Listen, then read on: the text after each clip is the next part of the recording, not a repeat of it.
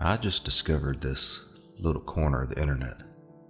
Reading everyone's stories has made me feel less alone. So, I've decided to share a story of my own. I'm not a spry man. Far from it, actually. And my experience has become more of a distant nightmare. But it still haunts my life, nevertheless. So, the early 90s. I remember I was wearing baggy jeans and a t-shirt I had stolen from a friend and had no intentions of returning. I walked jovially with a little haste, even though I had a house with kids and a wife to return to, but I decided they could wait. I was chasing a tiny black kitten that brushed up along my leg. When I attempted to grab her, she scurried away down an alley. I gave chase, letting the night take me where it wanted to go. Every time I thought I would catch that little thing, I would see its tail snake around a corner. After a few corners, I realized she had led me to a sketchy part of town. Not sketchy and broken, but sketchy as in unfinished. It was an area I had driven through once. I can't even remember the name of the street. Most of the buildings were one-level storefronts that had the skeleton future builds on top of them. I'm sure if you went there today, it would look like Manhattan. Further down the street were abandoned construction equipment. Their owners had gone home for the night. I thought about heading home, but then I saw the kitten leap with grace atop a backhoe. I tried to call it over, but the damn thing began licking its taint. Walking forward would be the worst mistake of my life.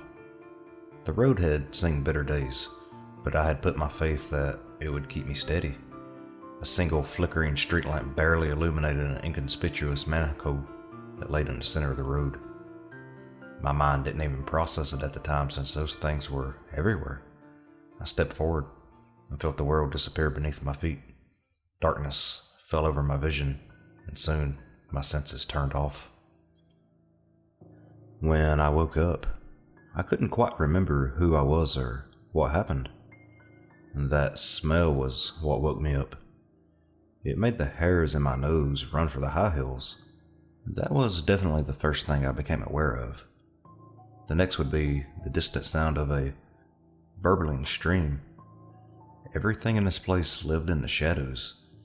Anything you could see would only be because it was less dark than the things around it. Still, nothing took a complete shape. The pain swelled in my head around the same time I noticed my entire waist was covered in shit. I started dry heaving the second it all clicked together, but nothing came out. In the dark, no object could be seen besides a pair of Vulpin eyes that stared at me. They blinked irregularly, disappearing for a few seconds before returning their gaze. Then he came closer. The eyes belonged to a face that had been caked in layers of sewer bile.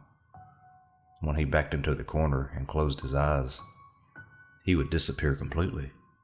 But he wanted me to see him. He smiled, and his teeth glinted in the dim light. His mouth looked like a jigsaw puzzle that had lost most of its pieces. I tried to back away from him, but then I found that I couldn't get too far. The last thing I noticed about my hell was that I couldn't move my left arm. With my free arm, I felt for what disabled me, but my hand couldn't push beyond my shoulder because there was a concrete wall. I slowly crept along the solid wall until I reached my shoulder, and then I realized my hand was on the wall. My usually sensible self went berserk. I repeatedly yanked my arm, but it stayed entombed in the wall. I tried wiggling my fingers, but all of them kept their tense position. As I scrambled, sewer water splashed against the sides of the wall and covered me in human feces. All that man could do was laugh. It was like he was coughing up his last meal. though I doubt this man had eaten any real food recently. I tried to scoot my way backward and leverage my hand out, but I couldn't budge. I hyperventilated and began to sob, but that man kept laughing and splashing around like he was a baby in a bath. "Please, can you help?" I asked, but help caught in my throat. "You're in trouble. You're in trouble. You need me. Need me. But no one asks for my help. My help." Everything he said twice. Stuck. Stuck. I made you stuck. Stuck. And now you need my help. My help. He began sucking on his grime-covered thumb. I didn't want to look like a weak man, but the whole situation had been too much for me. I repeated my plea for help. I couldn't think of anything else to say. He turned away and grabbed something from the dark pile in the corner. The man returned with a less pleasant face. Instead of his broken smile, his mouth pressed close, and his eyes became filled with hate. They stared at me, but I don't think he even recognized me as a person. It scared me. Something plopped into the shallow water next to my legs. My eyes adjusted, and I saw a distressed Peppa Pig lunch tray.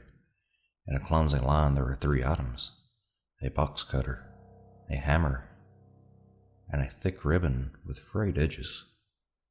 When I looked up, I was met with his eyes only a few inches away from my own. They glowed. No, they flamed with rage. No one helped me. Me. I don't help anybody. Don't help anybody. He spat in my face, and it felt like it burned. The man crawled into his corner and watched. I tried pulling at my arm again, but it was hopeless. I looked at the tray in front of me and picked up the hammer. I took the flathead to the concrete and tried to break myself free. Pieces of the wall crumbled to dust, but I'd barely made a dent. I struck the same place in the wall once more, but I was only making myself a pile of powder. I think it would have taken me days to carve my whole arm out of that hole. I put the hammer down, but I didn't bother to make it to the tray. I stared at the box cutter, and in my periphery, his eyes glinted at me, studied me, it seems. The longer he cast his gaze on me like some creature, the more I wanted to escape. I picked up the ribbon, red with chunks of someone else's lunch attached, and began tying it around my arm. I used my teeth to hold up one end while I tied the other in a tight grip around my shoulder. An awkward taste joined the other unpleasant senses. I kept pulling at the ribbon until my arm looked like it could pop off. I closed my eyes, bundled my shirt to bite down, and grabbed the box cutter. I rubbed off any grime on my leg and positioned the blade at the point where my arm entered the wall. There it stayed for minutes while I found any courage to do it. Then an image came to mind. A small bubble of laughter inflated in my gut and soon flew out my mouth. The man joined in with me with his hyena laugh. I imagined myself in the novel's Gerald's Game. I had read about it a few weeks prior, maybe a month, but as I closed my eyes, all I could see was the man who had kept me captive as the Moonlight Man. And I laughed because I couldn't finish the book. It was too scary. The laughter felt intoxicating. So I just ran the blade along my arm. Dark fluid poured down my arm. I began to rub my blood against any part of my arm that was free. When the sting of 1,000 bees set in, I screamed. I could rotate my arm, but I still couldn't pull it out. I took the blade and wedged it into the hole. I could barely get it in, but I managed to bring more blood inside the hole. It flowed quickly in every direction. I twisted my arm until I felt like I could pull it out, and I almost did then and there. Everything moved so quickly, but I still had to think about it rationally. Though if I hesitated even a little bit, I risked passing out and losing any progress I made. I acted as if I could just barely yank myself out. In the corner of my eye, I could see those twin flecks of white grow closer. He moved without making a slosh. I crept my free hand along the floor, making the extra effort to let the rest of my body distract him. With each yank, a small section of my arm came loose, and with it, a fountain of blood. It soaked the entire left side of my body. The man continued to creep forward, just about the length where I could reach out to him. With a little remorse, I gripped the hammer and brought it against his head. He flopped into a deep puddle of mush. I pulled the rest of my arm out from the hole and drove the devil horns of the hammer right into his skull. I looked behind me for the first time to find a round tunnel illuminated by a stream of soft moonlight. Almost like a rat, I scurried out of the sewer and up the ladder into the free world. At that point, I had been running on pure adrenaline, so the blood loss caught up to me fairly quickly. I think I only made it a few steps before I collapsed on the road. If there is a God, I thank him every day, because a police crew arrived in the area not too long after I collapsed on the road. They reported a scream multiple people heard in their homes.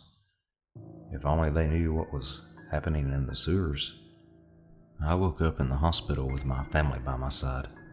We were accompanied by a few police officers who had a horde of questions to berate me with.